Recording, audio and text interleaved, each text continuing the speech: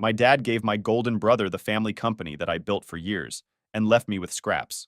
So I left and watched them collapse without me, but now they are begging. Hey Reddit, you ever have a job where your boss treats you like you're 12 years old doing chores for allowance, except the boss is your own dad? Yeah, that was my life for way too long. I, 32 male, was busting my back in the family business while he acted like I was just the hired help with the same last name. It finally hit a point where I'd had enough, so I made a move that ended up flipping everything upside down. And let's just say, they didn't see it coming. So my old man owns a business. Blue-collar stuff. Not glamorous, but it pays well enough that he can act like he's some kind of business messiah in our small town. Built it from nothing, he says every time someone compliments the shop, like he didn't have me busting my back while he sat in the office pretending to understand spreadsheets. Now here's the kicker. My older brother is the second coming of Christ in his eyes, got a business degree from a May college, and suddenly he's the chosen one. I'm not exaggerating. The guy got a C+ in econ once, and my dad still framed the exam like it was a Medal of Honor. Meanwhile, I've been in the field since I was 17, doing the actual work, grinding, fixing, troubleshooting messes other guys walked away from. And you know what I get? Thanks, sport. No stake, no say. Just a pat on the head and back to the grind. Dad's been grooming my brother to take over since day one. Not even subtle. I was literally in the room when he told me. And I quote, "You'll never run this place. You're better with tools, not decisions." Dead serious.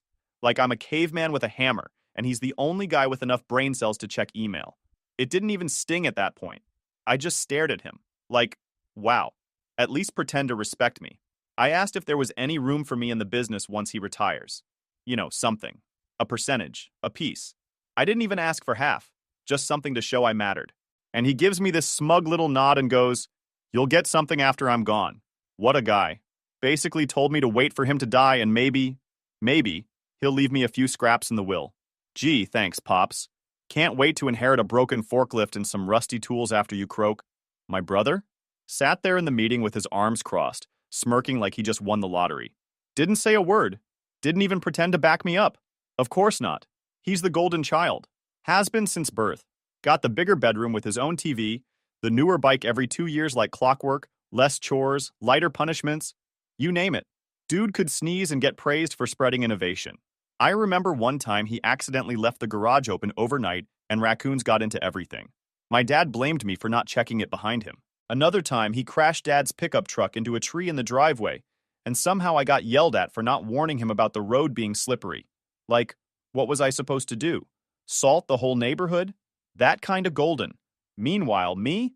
I was labeled the impulsive one because I dropped out of college for a year. Not to party or mess around. I got a solid job fixing HVAC systems and actually learned real skills. Best hands-on experience I've ever had. But to my dad, that move was like committing treason. One gap year, and I'm a wild card for life. Every conversation after that came with some passive-aggressive comment about finishing what you start or sticking to the plan. Meanwhile, my brother got caught straight up plagiarizing an entire essay in college, copy-pasted from some online archive, and my dad spun it into entrepreneurial thinking because he's resourceful under pressure. I swear if he burned the house down, my dad would have said it was an experiment in fire safety. I wasn't the kid who rebelled. I was the kid who got ignored unless something broke, and then suddenly I was the only one who knew how to fix it. My brother got celebrated for showing up. I had to bleed just to get a good job once a year. That meeting was just the latest slap in the face. My dad laid out his grand succession plan, complete with a new title and shiny office for my brother. I asked, barely asked, if there was a place for me in that plan. Not even half the business, just a little piece, a stake. Something to show I wasn't just a glorified wrench monkey. And what did I get? You'll get something after I'm gone. So yeah, after that little heart-to-heart about how I was basically a glorified temp worker in my own family's company, I hit my limit. Went home, sat in my car for like half an hour just staring at the dash, thinking about how stupid I was for giving this place so many years. I've carried that shop through all kinds of crap. Deadlines, broken machines, lazy hires, you name it. I was the guy they called when stuff hit the fan. And all I've gotten back is attitude and second-place treatment. The next morning, I typed up a 2 weeks notice. No drama, no rant, just a clean, I'm done. Handed it to my dad during lunch like I was dropping off his dry cleaning. He glanced at it and said, "Is this about what I said yesterday?" I said, "Nah, just time to move on." And he hits me with, "All right, good luck, but you won't last without me and your brother." I actually smiled. That's the part that got me. He really believed that.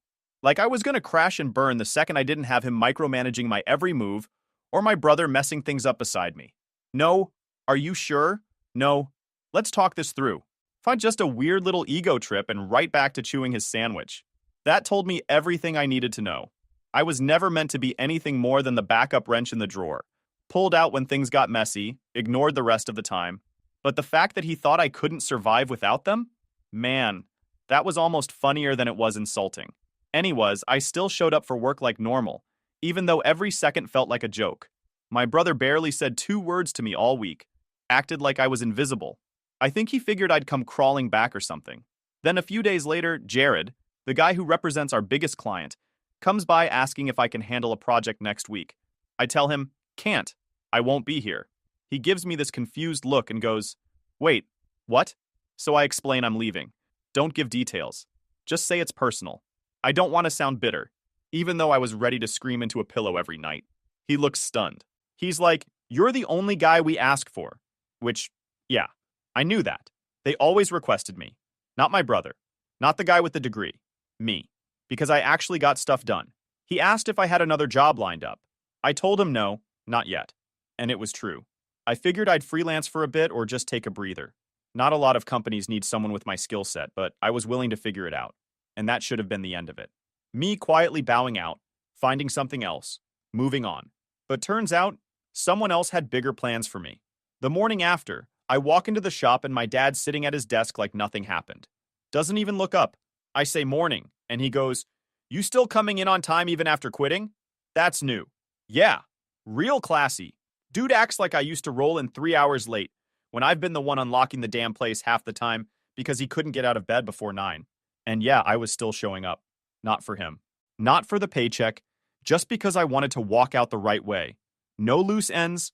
No, he left us hanging stories. I wasn't going to give them the satisfaction of saying I ghosted or bailed. I'd already mentally pieced out. I was just tying up the last few knots before I left the mess behind. So I head to the floor, and guess what?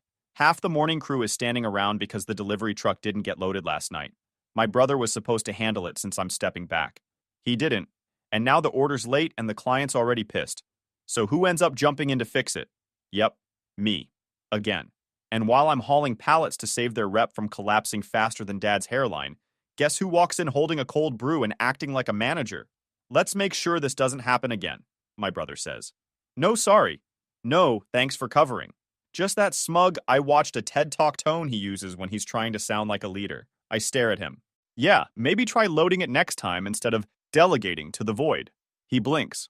Doesn't respond. Just turns around and walks off to review numbers, which I'm 100% sure means scrolling LinkedIn and pretending he's networking. Then, this is gold, around lunch, my dad finally calls me into his office. Big man wants to chat. So I sit down, arms crossed, already bracing for a guilt trip. He opens with, so, I thought about your decision to leave, and I'm willing to raise your pay. I raise an eyebrow. Oh yeah, what's the offer? $1.50 more an hour, he says. Dead serious. Leans back like he just offered me stock in Tesla. I actually laughed. Couldn't help it. That's what you think I'm worth? After all these years? He frowns like I just insulted him. It's a good rate. Most people your age aren't making that kind of money. Brother, I'm not most people. I'm the one your biggest client specifically asks for. I'm the one who trained half your staff. I'm the one who made you look like a genius while you sat in your office watching old car restoration videos and pretending to do payroll. I didn't say all that, obviously. Just stood up, said I'll pass, and walked out. Next day, chaos. Jared shows up around 10 a.m., already looking annoyed. I guess he was told the install was on track. Except it wasn't. Brother Dearest gave him a fake update because he didn't want to admit he forgot to order the mounting hardware. Real pro stuff. Jared spots me across the floor and beelines over. Hey, can you explain why nothing's ready for the Vantry job? I blink. You'll have to ask the new manager. I'm just a spectator now. He looks at me, then looks over at my brother trying to Google industrial mount brackets on his phone like nobody's watching. So, you're really leaving? Jared asks, quieter. Yeah, Friday's my last day. He nods slowly. Where to? I shake my head. No clue. Might take a break. That man paused like he just found out his dentist was quitting mid-root canal. You're the only reason we kept the contract this long. Just saying. That felt good. Not even gonna lie. And that's when the twist came. Jared's boss, never met him before, shows up. Real serious guy. Clean suit, clipboard, the whole vibe. Spends 10 minutes watching the floor, checking equipment, then pulls me aside. Mind if I ask you a question? He says. Sure. You ever think about running your own crew? I blink. Like, freelance? Number I mean full-time, in-house. We've been thinking of internalizing this operation, but we've had trouble finding someone who knows the work and can manage people. You come highly recommended. I just stood there, jaw probably on the floor. I hadn't even looked for a job, and this guy's offering me one on the spot. He tells me to think about it. Gives me a rough figure. Spoiler. It's more than I've ever made in my life. Plus office, benefits, equipment budget, the works. I didn't say yes. Not yet. Still had 2 more days on the clock, and I wasn't going to give my dad the satisfaction of saying I quit early. But oh man, my brain was already packing my mental boxes. That afternoon, my dad walks by the loading area and sees me talking to Jared and his boss. Doesn't ask what's up. Doesn't even pause. Just gives me a look like I'm wasting company time chatting. I should have said something. I should have told him, that guy's offering me a real future while you're still handing out nickels and calling it a raise. But nah, I just smiled. Let him be ignorant. He thinks I'm just some angry quitter. In reality, I'm the guy his clients want to hire away. That night, I got home, cracked open a soda, and stared at my phone for like an hour. Didn't even open apps. Just sat there, thinking. They don't know it yet, but they're about to feel what it's like when the spare son walks away. And this time, I'm not coming back. So Friday rolled around, my official last day. I came in early, not because I wanted to impress anyone, but because I had one last thing to finish. The Vantry order was still a mess, and I was the only person who even knew where half the supplies were. Could have let it crash and burn, but I had one rule. If my name's attached, it doesn't go out half done. I finish clean so nobody gets to say I was the problem. Of course, my dad didn't say a word. Not even a thanks, not a handshake, not even a fake good luck. He just walked past me in the morning like I was air and told the receptionist to get coffee for the team, which apparently didn't include me anymore. Not that I was expecting anything different. At this point, if the building was on fire and I was holding the extinguisher, he'd still hand it to my brother and tell me to step aside. My brother, by the way, spent the entire day fumbling through a phone call with another client, pretending he knew what they were talking about. I overheard him telling them the install time would probably be standard. What does that even mean? Standard like last month's job that took 3 days longer because he forgot to measure the bracket space? Or standard like he makes up numbers and hopes no one notices? Anyway, around noon, Jared came by. This time with his boss again. No clipboard today. Just a folder and a smile. Got a minute? He asked. I wiped my hands on a towel, nodded, and followed him out to the lot. His boss handed me the offer in writing. 3-year contract. Salary that almost made me laugh out loud. Bonus structure. Benefits. My own budget. An office. Yes, again, with the mini fridge. They even added a line for me to approve the hiring of 2 techs under me. I didn't hesitate. Signed right there on the hood of my truck. Not a single pause. Not a single, but what about my family? Or, is this fair to my dad? They made it crystal clear. I was disposable to them. So now they get to see what happens when the extra walks away with the client that kept their business floating. And don't get it twisted. I didn't steal anyone. Jared came to me. They needed someone who knew what they were doing. I just happened to be the only one who fit that bill. I walked back inside with my signed copy still in my hand. Didn't hide it. Didn't flaunt it either. Just put it in my locker with the rest of my stuff. Then I did the pettiest thing I've ever done, and I don't even feel bad about it. I went to the break room and cleared out my locker, took my tools, my coffee mug, my gloves, everything. But I left the plaque they gave me 5 years ago that said, Employee of the Quarter, sitting right on top of my brother's desk. He didn't even earn one. Ever. Just thought it'd look good there now that he's in charge. And right before I walked out, my dad finally comes over. No greeting, just that annoyed, tight-jawed look he does when he realizes he can't fix something with fake authority. So you're really doing this? He says, arms crossed. I blink at him. Doing what exactly? You know what I mean. Leaving. Taking the client. I smiled. I didn't take anything. They offered. You said I wasn't leadership material. They disagreed. He opened his mouth to say something, but I cut him off. You made your choice, Dad. You wanted one son to run the place and one to follow orders? Looks like the follower got promoted elsewhere. And then I walked out. Didn't wait for a response. Didn't care. By Monday, I was in my new workspace. Air conditioning. My name on a door. Brand new tools. Assigned parking. The two guys I hired actually showed up on time and asked me for instructions without rolling their eyes or acting like they knew better. It was weird. Being respected. Jared came in midweek just to check in. He shook my hand and said, "Glad we got you." I just nodded and said, "You got the best part of that deal, trust me." Meanwhile, I start hearing little things through the grapevine. One of the guys from the old shop texted me, "Yo, they're scrambling now. Can't even get the wiring right without you." Another one messaged, "Your brother told a client we could wing it, on a 5-figure installation." And my dad tried to call Jared's boss to clear the air. Apparently blamed me for stirring the pot. The guy hung up on him halfway through the call. They're flailing. And I'm over here with my feet up, reviewing equipment orders like I'm running the place. Because now, I am. Revenge didn't need yelling or lawsuits or drama. I just walked out, took the piece they never valued, and made it the one thing they couldn't replace. And no, I don't feel bad. They made the rules. I just learned how to play them better. So, less than a week into my new gig, I get a random LinkedIn message. From Randy. He's one of the techs at my dad's place. Not someone I'd ever expect to hear from unless a forklift ran over his foot or something.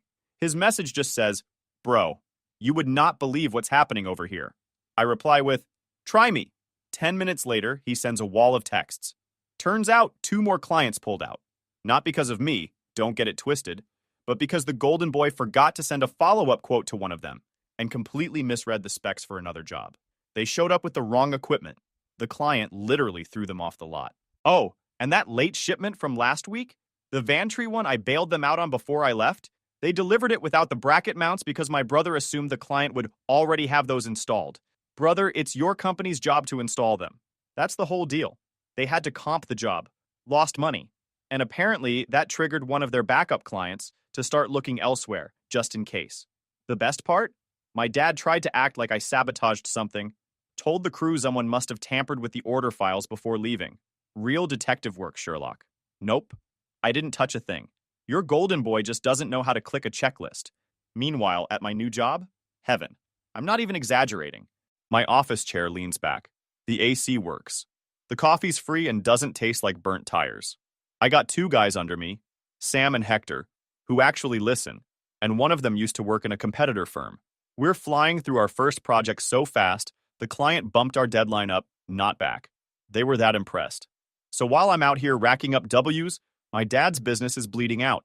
And then the wildest thing happened. On Friday, I get a call from a number I don't recognize.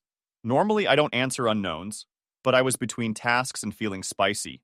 It's my uncle, Dad's older brother, the one who co-signed the business loan years ago when they expanded. He's calm, but I can tell something's off. He goes, "Hey, I heard what happened with you leaving. Just wanted to say, good move." I blink. "Wait, what?" He says, "Your dad never gave you credit for anything. It was obvious to all of us." Brother, this is the first time anyone in the family has ever said that out loud. He tells me he got looped into a meeting earlier that week where my dad basically tried to beg for help, financial help. Says they're down 3 clients and cash flow's disrupted. In normal human speak, they're broke. Uncle said he told them flat out, "This is what happens when you build an entire operation around one kid and ignore the one doing the work." Mic drop. He even asked if I needed any help setting up additional services on my side, like maybe opening a secondary location down the line. Total 180. Guy was ready to back me now. I thanked him and told him I was good for now. But yeah, that call stuck with me. Anyway, back to the firestorm. That Monday, I get another message. This time from Lena, the front desk girl from my dad's company. She's quitting, wants to know if I'm hiring. Apparently, my brother tried to shift blame for one of the client losses onto her. She found out he told the client she forgot to confirm the delivery when he's the one who deleted the email thread by accident. He even tried to offer her a write-up to make it go away. So now they're down another employee. And then came the plot twist of all plot twists. I get a text from Jared. He sends me a screenshot. It's an email from my dad to Jared's boss. And it's wild. He accuses me of poaching the client, says I, used inside access to manipulate client relationships, and finishes it off by demanding compensation for loss of revenue due to employee misconduct. I nearly dropped my phone laughing. First off, I didn't poach Jack. They came to me. Second, nothing was underhanded, unless being better at your job than your replacement is a crime now. I called Jared immediately. He picks up laughing. Dude, don't worry. My boss read that, shook his head, and flagged it. You're solid. I said, did he actually write that with a straight face? Apparently. He even CC'd your brother, like that made it more legit. Then Jared hit me with the kicker. My boss replied with one sentence. We do not negotiate with incompetence. I'm not making that up. It was glorious. By Wednesday, Randy tells me they've officially started layoffs. Quiet ones, trying not to trigger panic. First two guys gone were from the install team. One of them was the guy who trained my brother. The irony's poetic. I should feel something, right? Sadness, maybe? Guilt? Nope. Not a drop. They made me feel small, invisible, replaceable. Now they're the ones getting replaced, and I haven't even broken a sweat. It didn't just stop there, the new kept raining on, and it didn't trickle in. It dropped like a damn safe. I was working through a supply order when Jared knocks on my office door with his phone in his hand. He's got this half grin like he just read something juicy. You're gonna want to see this, he says. He hands me his phone. It's a forwarded email chain between a local subcontractor and a few clients that used to work with my dad's company. The subcontractor CC'd my dad and brother, and now their firm's getting reported for fraud. Apparently, my genius brother had been sending out updated invoices with adjusted rates, only they weren't approved rates. He marked up some jobs by 20 to 30% and padded the hours to make up for losses after I left. But he never told the clients, never got signatures, nothing. And guess what? One of those clients was a city municipality job. Government contract. Yeah, real smart. They were now being investigated for billing fraud on public projects. I hand the phone back and just start laughing. Loud. Probably louder than I should have. Jared just sits down and goes, dude, this might go nuclear. Turns out one of the clients hired a legal team to audit every invoice from the last 12 months. They're trying to figure out how deep the overcharging goes. And since most of it happened after I left, it's all Golden Boy's doing. But that's not even the worst of it. Later that afternoon, I get a call from Adam, the new front desk guy from back at the shop. He sounds freaked out. He tells me that the IRS showed up that morning. Like full-on visit. Badges, documents, questions. They wanted to speak to my dad about inconsistent financial reporting. I almost dropped my phone. Apparently, my dad had been doing more than just mismanaging money. He was funneling payments between shell accounts, some under my mom's name. She passed away 6 years ago, by the way. And delaying payroll taxes so long it triggered a full-blown audit. And my brother? According to Adam, he tried to play it cool. Said, oh, this is probably just a routine check. Yeah, routine IRS visits come with 2 agents, a lawyer, and a clipboard thick enough to kill a raccoon. Adam said he quit on the spot. Didn't even log out of his email. Just grabbed his stuff and walked out while my dad was mid-sentence. And here's the twist that really iced the cake. They tried to pin it on me. Yep. Apparently, my dad told the IRS I was the one who set up the secondary vendor accounts, which is insane, because I never even had access to that side of the books. I was on the floor doing real work, not clicking around QuickBooks like a shady accountant with a Red Bull addiction. I got a heads up from a mutual connection, a guy who used to do security installations with us. He overheard my dad ranting that I was sabotaging the company and leaked information to competitors. This man, the same one who told me I was just the muscle. Now suddenly I'm a criminal mastermind? That night, I got a call from Jared's boss. He assured me their legal team already shut down any whispers about me being involved. They're throwing darts blindfolded, he said. You're fine. They're desperate. Damn right they are. By the end of that week, 3 more former clients had filed formal complaints against my dad's company. And my brother? He tried to give a statement on behalf of the company. I found the clip on Facebook. 35 seconds of him stuttering through corporate buzzwords while dodging every actual question. One lady in the comments wrote, "Why does this dude blink like he's being held hostage?" I laughed so hard I almost fell off the couch. And me? I was eating takeout in a clean office with zero stress while watching them burn the business down like they were speedrunning financial ruin. No pity, no guilt. They picked their favorite son, put him in charge, let him screw it all up. Now they're paying the price. Literally. And best believe, I'm not done watching. Because the next thing was them coming at my office door. It started with a knock on the glass. I was in my office going through supply chain estimates for the quarter, sipping on a coffee that didn't taste like it was filtered through regret. I looked up, and there they were. My dad and my brother standing just outside the main doors of my building, wearing that weird mix of trying to look professional and barely holding it together. I didn't move. Watched them through the glass like two stray dogs who wandered into a steakhouse. My brother looked fidgety, sweating even though it was barely 70 out. My dad had that fake calm face, the one he used whenever he was about to lie through his teeth. I took another sip. Then I got up, buzzed them in through reception, and leaned back in my chair like I wasn't about to watch a live episode of their downfall. They stepped in, awkward like middle school kids walking into the wrong classroom. "Nice place," my dad said, eyes scanning the room. I didn't respond, just stared. Let the silence do the work. "We were hoping we could talk," he added, clearing his throat. "Sit," I said, motioning to the chairs across from my desk. They sat. It was quiet for a second. Then my brother spoke first, of course. "Look, we know things got out of hand. Mistakes were made, but we're trying to move forward. Clean slate." I almost laughed. "Mistakes?" I leaned forward. "You mean the fraud investigation? The fake invoices? The shell accounts? Or the part where you tried to blame me for it?" My dad winced. My brother flinched. "All right," Dad said, holding up a hand. "I'll admit, we were in a bad spot, but we thought we could manage it, and then things escalated, faster than expected." I stared at him. This man, who once told me to stay in my lane, who said I wasn't fit to lead, now sitting across from me, coat wrinkled, face pale, eyes begging. "You're not managing anything," I said. "Your company's under investigation, your accounts are frozen, your equipment's outdated, and every decent worker you had is either here or gone." Silence. "We're trying to avoid bankruptcy," my brother finally said. "We were hoping maybe you'd consider helping us out." That's when I smiled. A slow, steady, not-so-nice smile. "Help how?" My dad straightened up like he rehearsed this. "We're willing to offer you a share of the company. Real partnership. Even controlling interest if you want." My jaw tightened. Not because I was angry, but because I was holding back a laugh. "Let me get this straight," I said. "You're offering me control over a business that's weeks away from being shut down. That's being investigated for fraud. That's hemorrhaging clients.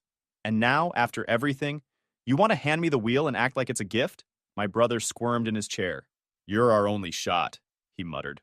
I let that hang for a second. "You remember what you said to me?" I asked my dad.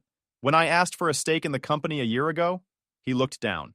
"You said I'd get something after you died," I said. "So what's changed? You still alive, right?" "Don't be petty," my dad snapped, finally showing some fire. "This is serious." I stood up slowly, walked to the window, looked out over the parking lot, the clean lines, the organized crew working below, my operation, my rules. "You called me selfish," I said quietly. "Told me I wasn't leadership material. You gave the golden child the kingdom and told me to sweep the floors. You treated me like a backup plan, and now that the plan failed, you come running to the guy you ignored?" No one responded. I turned back to them. My dad's face was red now. My brother looked like he wanted to sink into the floor.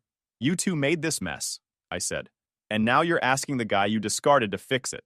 "You don't have to fix it," my brother said quickly. "We just need help stabilizing. A loan, maybe a temporary contract, or just referrals." I held up a hand. "Stop." They both shut up. "You came here hoping I'd save you. And I could. I have the money, the resources, the network. I could throw you a line and maybe you'd stay afloat." Their eyes lit up for a second. "But I won't." Their faces dropped like bricks. "You don't deserve it," I said. "You didn't just push me out. You tried to erase me. Then when everything fell apart, you blamed me. Like some bitter Hail Mary. You tried to destroy me, and now you want me to rebuild you?" I stepped forward, hands in my pockets. "You want a clean slate? Get in line. That's not how it works anymore. You burned that bridge with gasoline and danced on the ashes." My dad opened his mouth. I didn't let him speak. "I didn't build this place to throw lifelines to people who buried me." I walked back to my desk, sat down, and stared them down. "You can leave now." They sat there for a second, stunned. Then they stood up slowly. No fight, no argument, just shame. My brother looked at me one last time. "You really won't help us?" I stared right at him. "I did help," I said, "by leaving." And with that, they walked out. No handshake, no goodbye. Just the soft click of the glass door closing behind them. I sat there for a while after. Not thinking, not celebrating, just sitting. It wasn't about revenge. Not really. It was about finally being in a place where I didn't need them to acknowledge my worth, because I built something without them. And that's what killed them most. The black sheep had become the wolf, And now, I run the damn pack.